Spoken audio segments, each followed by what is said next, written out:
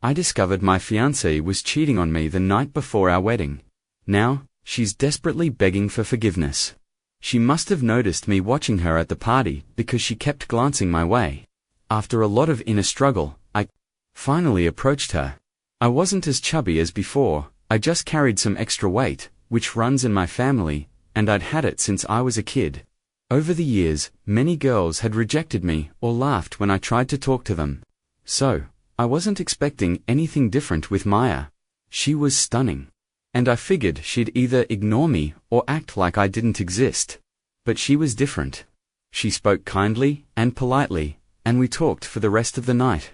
We had such a great time. It was the first time in a long while I felt so good and confident. Because we clicked so well, we exchanged contacts, and I called her as soon as I got home. From there, we started seeing each other often, going on lunch dates, and our friendship grew. As time passed, I realized Maya was unlike other girls her age. She was kind, witty, and smart. From the first night we talked, I knew I wasn't just drawn to her looks. What attracted me most was her intelligence and sense of humor. Not many girls gave me the chance to go on multiple dates, but Maya was generous enough to give me a shot. I've always been attracted to intelligent people. I didn't like being around those without life goals, vision, or future plans. Maya had all of that. She'd just finished college and was actively searching for jobs, rushing through interviews, and chasing opportunities. I admired how serious she was about her career.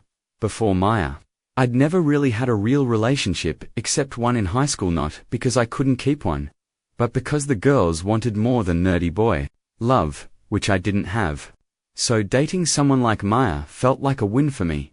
It had been 3 months since she graduated, and she still hadn't had any luck finding a job.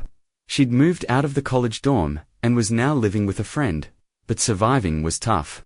Her parents weren't well off and couldn't support her after graduation. They'd made it clear she needed to take care of herself. The friend she lived with was clumsy and often brought boyfriends over. Since it was a 1-bedroom apartment, it became hard for Maya to live there. She told me that living with her friend was hurting her mental health. So I asked her to take a break and move in with me. Although I was just starting my career in tech, the pay was decent. I earned enough to support both of us without her contributing. We lived in a spacious 1-bedroom apartment, and I handled rent, bills, and groceries by myself. I never complained because I loved her and didn't mind spending a little extra on her out of blind love. Throughout our relationship, everything went smoothly, and we hardly ever fought. Maya managed the house, doing dishes, laundry, grocery, shopping, and took care of my needs. She was amazing in bed, and I enjoyed every moment with her. Before we started dating, Maya told me about her ex-boyfriend in college and how badly he treated her. I promised her I was a gentleman, and I kept that promise. I'd never had trouble controlling my anger, and I never laid a hand on anyone, especially not a woman. She was safe with me. Believe it or not, I'd never cheated before, and had no plans to cheat on her. My work was 60% remote and 40% on-site, so I split my time between home and office. This gave us enough time together and showed how transparent I was with her. We even made rules to tell each other where we were going, who we were with, and what we were doing whenever we went out. I did this to prove I was serious about her and had nothing to hide. As our relationship grew, we introduced each other to our families, and before long, we knew all our close friends. I didn't have a best friend, but Maya did. Her name was Andrea. Andrea hung out with Maya all the time and visited our place regularly, so we felt almost like family. Andrea and Maya had been roommates in college.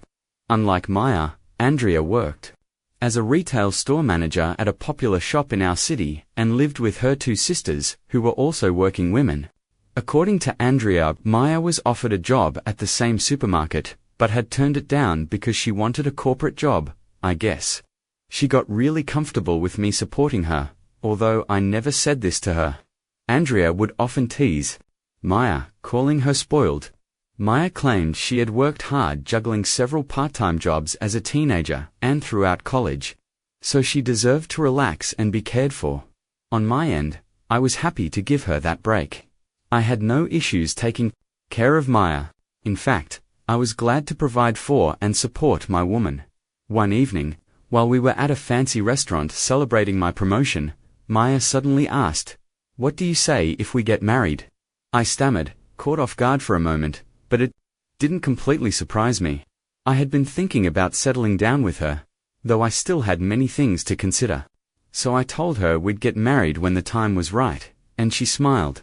To be honest, I wanted Maya to start her career before we took the next step in our relationship. I always wanted to get married and have a family, and after Maya came into my life, I often imagined that future with her.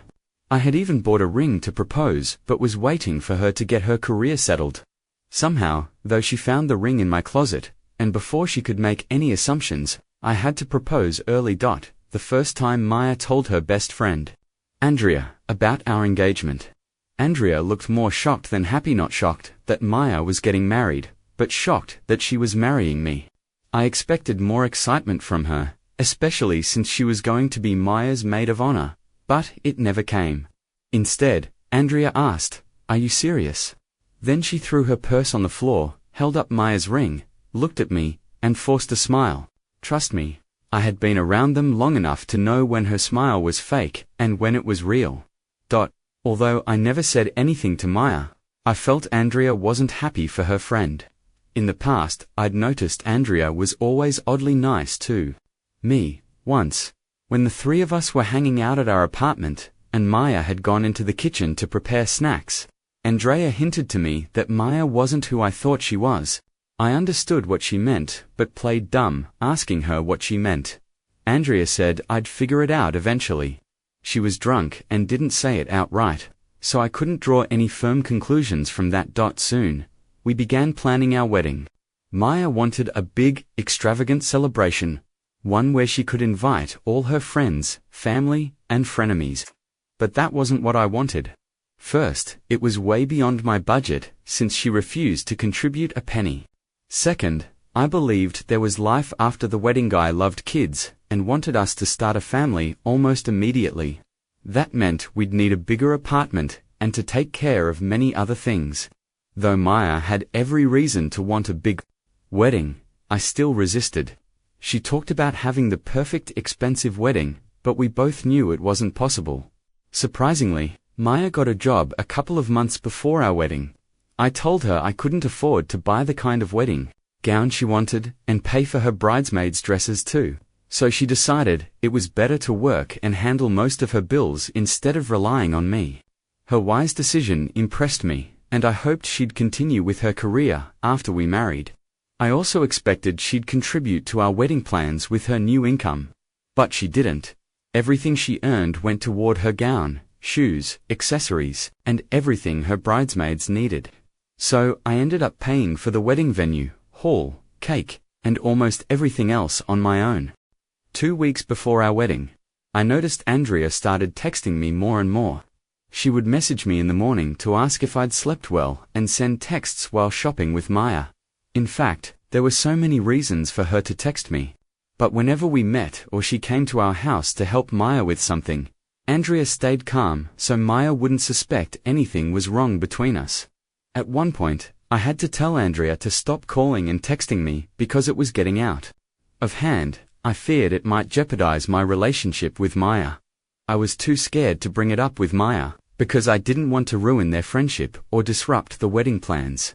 I knew how much she loved and trusted Andrea, and deep down, I believed Andrea was trying to seduce me or get me to change my mind about marrying her best friend. On the night of Maya's bachelorette party, I finally understood why I was in the club section of the hotel where we were all staying, just a day before our wedding. I was drinking with some friends when Andrea called me, saying she had something to show me. At first, I didn't want to go, because I suspected she wanted to seduce me one last time. But when she mentioned Maya and a familiar name, I grabbed one of my friends and went upstairs. When I arrived at the hotel room they were using for their small party, Andrea was waiting outside the door. She told me something I couldn't believe, and when I opened the door, my heart nearly dropped into my stomach. Before opening, I heard soft moans from inside, and my chest tightened as I touched the handle. To my greatest shock, I saw Maya. On top of another man. I suspected it was the male stripper they had hired to entertain them. The moment she saw me, Maya jumped off him and tried to cover herself with the sheets. Almost immediately, I recognized the man. Andrea had told me he was Maya's college ex-boyfriend. I didn't even know when I started crying. It was too much to handle, so I walked out without saying a word. My friend who had come with me was also horrified. He tried to talk to me, maybe calm me down, but I shrugged him off and left. As I walked down the corridor, I heard Maya yelling at Andrea, "Why would you do this to me? My life was going perfectly, and you ruined it." Andrea yelled back, "I told you he deserved better. Rick has been nothing but good to you. I told you to break up with that loser boyfriend of yours and be with Rick, but you wanted to have your cake and eat it too." I didn't look back. I couldn't believe Maya had been playing me all along. It was too painful to accept, and I wished I could handle the hurt, but I couldn't. Andrea even tried to follow me, but I slammed the door in her face. I drank until I couldn't tell the difference between a shadow and a real person. The next morning, I woke up to a flood of missed calls from Maya and others. When I left the room, Maya was already wearing her wedding gown, looking miserable. The moment she saw me, she ran over and asked why I wasn't dressed for our wedding. Hearing that made me so furious I pushed her away and announced I was calling off the wedding. Everyone was shocked and kept asking why I'd changed my mind. Even my parents were stunned to see me like that. No one expected this after all the money I'd spent on the preparations, but I was too heartbroken to speak. I stared at Maya with blood boiling down my spine, then went back into my room and locked the door. I could hear my parents and some friends asking Maya why I made that decision, but she didn't answer. Instead, she pretended to faint, and a few people caught her before she hit the floor. After cleaning up from the night before, I left the hotel with a few belongings I'd brought. I turned off my phone after sending an apology message in my friend's WhatsApp group. Please don't blame me. I didn't know how else to react. It's been a week since then, and I still don't know how to come to terms with the fact that I was being played. Update 1. Hi everyone. Thank you for your comments. They mean so much to me. Some of you asked in my original post why I didn't do a background check with my friend's sister before dating Maya. The truth is, I was stupid. I didn't feel the need to investigate aggressively. However, I remember subtly asking my friend's sister about Maya early on. She said they were in different departments and that Maya was just a friend of a friend. After college, they hadn't stayed in touch, so that didn't help much. Speaking of Maya, I met her yesterday. She was furious at me for standing her up at our wedding. It's kinda funny, right? She ignored what she did and made me the villain. She told her parents I cancelled the wedding because I drank too much the night before and wasn't in my right mind. I think she mistakes my silence for weakness. I don't want anything to do with her anymore, and I don't understand why she thinks we could still be together. To make things worse, she admitted she was still having an affair with her ex-boyfriend while we were dating, which broke me even more. She said she did it because I was always working, and said I didn't give her the attention she needed. Right now, I'm so confused. I never neglected Maya or refused any of her requests. That's why I worked so hard, so I could cover our bills and still care for her. Even as I type this, the thought of her sleeping with her boyfriend behind my back still haunts me, and now she's asking to set another wedding date because she can't bear the embarrassment. The fact that she apologized only once for hurting me shows she never loved or valued me as much as I loved hurt. Was all one-sided. I've told her I can't marry her. I just can't. Meanwhile, I kicked her out of my house and changed the locks. After meeting with Maya yesterday, I also met Andrea to thank her for helping me avoid a disaster. It was through Andrea that I learned Maya had been getting money from me to support her boyfriend. Whenever she asked for a ridiculous amount to buy something, she gave it to him. Also, I never mentioned that Maya went to the gym every evening while we lived together. She was obsessed with being fit, and I didn't think anything was wrong with that. But I recently found out she was meeting her college boyfriend every day, often telling Andrea she was with her when she wasn't. She only asked Andrea to cover for her. The reason Andrea was so shocked when Maya showed her the engagement ring was that a few days earlier, Maya had told Andrea she wanted to settle down with her college boyfriend because she was deeply in love with him. Now I understand why Andrea wouldn't stop texting and calling me. She was trying to find a way to warn me, but I never gave her the chance. Sometimes I feel like I deserve this because I was so foolish to get trapped so easily. I've made up my mind there won't be another wedding. I'm meeting her again in 2 days to clear out her things. I'll update again soon. Update 2. Hello everyone, sorry for the delay in updating. I met Maya again about 3 weeks ago, and something unexpected happened. When I told her we'd never be together again or talk about marriage, she looked me in the eye and said, "Do you think calling off our wedding will help you find a better woman?" No woman in her right mind would want to be with an overweight man like you. You should consider yourself lucky to have a woman like me. In my entire life, I'd never been insulted like that. It hurts so much, especially coming from someone I once loved or who claimed to love me. At that moment, I knew what kind of person she really was. Though it was hard to admit, I realized she'd been using me the whole time.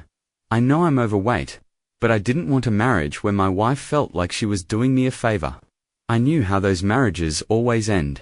We didn't talk much that day because she threw my engagement ring at me and stormed out. I blocked her on all our mutual social media and even her number. Before blocking her though, I visited her parents and told them how awful their daughter was, and they were devastated when they learned the truth. About a week later, after Maya left me at a cafe, a strange number started calling me repeatedly. When I answered, I immediately recognized Maya's voice. She sounded different, calmer, and more respectful. Without beating around the bush, she asked if we could meet because she had something important to tell me. I insisted she say it over the phone, but before she could, she began apologizing. She asked me to forgive and forget everything from the past so we could start fresh. Guess what Maya said? She told me she was pregnant. I found that really odd. Before I could say a word, she added, "I'm pregnant with your baby, Rick." I burst out laughing loudly and told her it wasn't April Fool's Day yet, and she was already pulling pranks. Then I ended the call. As expected, she kept calling, so I had to block that number too. It turned out her boyfriend had abandoned her after realizing she couldn't support him anymore, especially when she told him about the pregnancy. When that didn't work, she thought she could fool me. Since then, she's been trying to reach me from strange numbers, and I keep rejecting them. Just 2 days ago, she showed up at my house uninvited. Andrea was there with me when she arrived, and she attacked her with filthy words, calling Andrea a whore who destroyed her best friend's life. She even accused Andrea and me of having an affair and cheating on her. I had to call the police on her, and yesterday, I filed a restraining order against her. I can only imagine how miserable her life must be now, without a job, and without anyone to help raise the baby. As for Andrea and me, there's nothing between us, and I don't think there ever will be. She shows up sometimes to check on me, but right now, I just want to fix my life and hope this broken heart of mine will heal someday. While I still can't forgive her for what she did, I guess she got what she deserved. I'm still trying to heal and move on, so any advice would be highly appreciated. Thanks. Now, on to the next story. Story 2. I'm 25, and I was planning to propose to my girlfriend, who is 26. But after a night out, she admitted she cheated on me and is begging for forgiveness. How do I handle this? I've known my girlfriend since kindergarten. She's helped me through thick and thin through periods of depression. When my parents were abusive, and when I lost my grandparents. She's genuinely my hero. She's warm-hearted, caring, selfless, and the best person I know.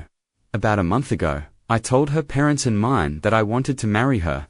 We agreed to rent out our favorite amusement park for my proposal, which is also where I planned to confess my love to her. It's rented for August 29th. Everything was perfect until yesterday. My girlfriend told me she was going to a karaoke event with her female friends at 2 a.m. She came home clearly drunk and collapsed into bed. This morning, she woke up in tears and apologized profusely. After calming down, She explained that she had been drunk and decided to have sex with another man at the party after karaoke and regretted it deeply afterward. When I asked why she did it, she said she was so drunk she completely forgot she was in a relationship with me. That sounded to me like she might have sex with other men if she weren't with me. So I asked if she was unhappy in bed, but she reassured me that wasn't the case, and that she couldn't ask for anything more from me. She regrets everything she did. I had many more questions I wanted to ask, but my heart broke completely, and I started crying. She hugged me and said she would do anything to earn back my trust. She kept begging me not to break up over this. I told her I needed some time to think and went into a separate room. I've been sitting in that room, heartbroken for many hours now and don't know what to do. She said she'd do anything to get my trust back. So I hope there's something I can change to make sure she never cheats again, like always going with her when she goes out. But that feels controlling and disgusting to me. Is there any way to not break up and still have trust that she won't cheat again? If I do break up though, I don't think I could ever love anyone like her again. Please try to understand that I've known her since shortly after I was born.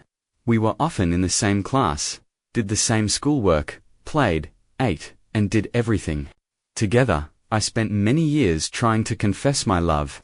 We've spent so many years living, loving, and smiling together. She feels like a part of me now. How can I just throw that part away and pretend I'll be fine? I say this because I know it's common on this subreddit to just say move on. But I really don't think that's possible for me. So I'm looking for responses on how we can stay together with rules to make sure this never happens again. I'd also like suggestions on whether I should tell my parents or hers about the incident. I'll have to tell them to cancel the amusement park event, so I probably will have to explain what happened, but I could excuse the cancellation by saying, I'm just not ready yet. I'm mainly considering this because I don't want her parents to be mad at her or be cold toward her. As I explained before, she's always been my hero. And I don't want someone who's helped me so much to get hurt. Especially because I've experienced how much that hurts. Update 1. The title is probably a good enough summary for you to read this post without missing much information. Anyway, here's the update. A day after the post, I decided to ask for clarification on exactly what happened. I was mentally prepared for every possible response except the one she gave me all the information. And I've tried to organize the most important parts below. Before the karaoke event, the boyfriend of one of her friends, someone I know but am not close with, decided to join last minute. Let's call him Richard. During karaoke, her female friends kept daring her to chug beers.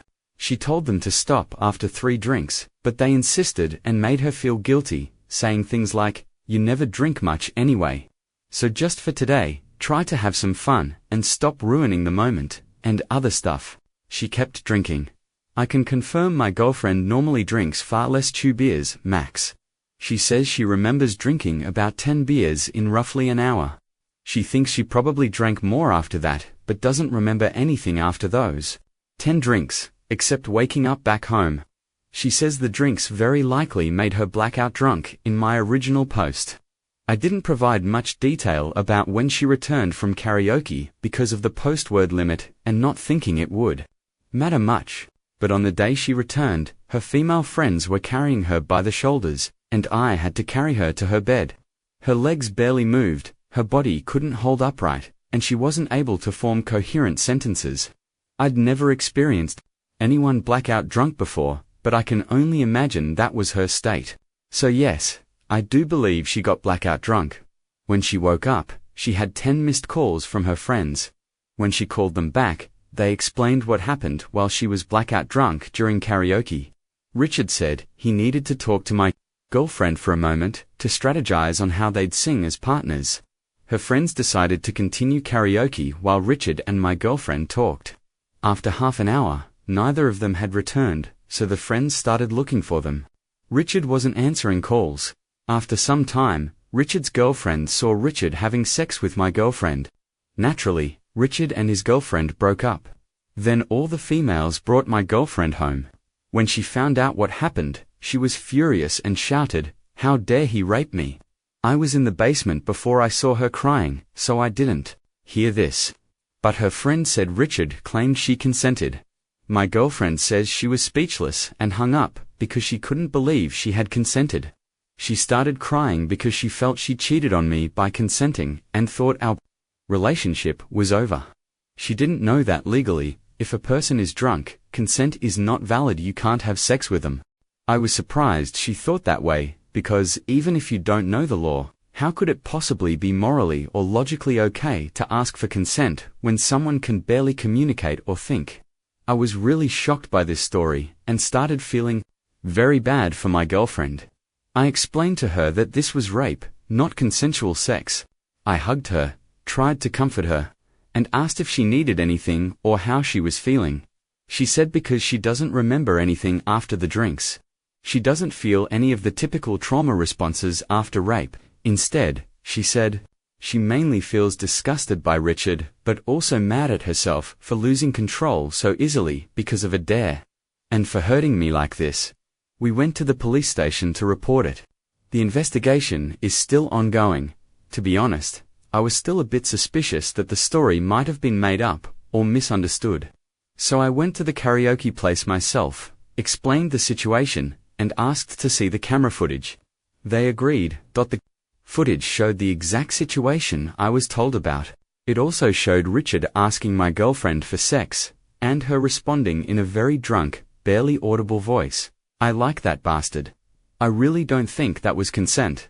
I've of course provided this footage to the police, although the investigation isn't finished. The evidence I saw is enough for me to believe her. My girlfriend volunteered to explain the situation to both our parents because she wants to take responsibility for her actions. Her parents were very apologetic and kind about it, which I appreciated a lot. My parents brought us together to make sure we were all on the same page. We had a big group hug, and my dad said something that really stuck with me. This situation is really tough for everyone, but I know love will prevail in the end. Unfortunately, it was too late to cancel the amusement park rental. So we, my parents, her parents, and I agreed to go ahead with it, but without the proposal, and invited a bunch more people. I told both my parents and hers that I would decide when the time was right to tell her that we originally rented the amusement park for the proposal. I told her about this about a week ago when things were starting to feel more normal again. Her feelings were understandably complicated, but she summarized them well, feeling devastated but also understanding. Thanks to the advice from many Redditors, we decided to try couples therapy, which has been really helpful in improving our understanding of each other and bringing us even closer. She even proposed that she never wants to drink alcohol again. She said it never really tasted good and never made her happy in the long run. She admitted she mainly drank to fit in, but now she plans to stop, and so far, that goal is going great. We also realized that we both want to do activities like karaoke together, but sometimes worry about bothering the other. On the day she went with her friends, she actually wanted me to come, but she thought I looked busy, so she went alone. I wasn't busy at all. We've worked hard to be more communicative and express our feelings openly, and it has been seriously great. I also told her about my Reddit post. I want to thank everyone for their advice, even the ones that were a little harsh. We are both really happy right now, and I have faith that, despite this bump in the road, we'll keep riding this journey together forever.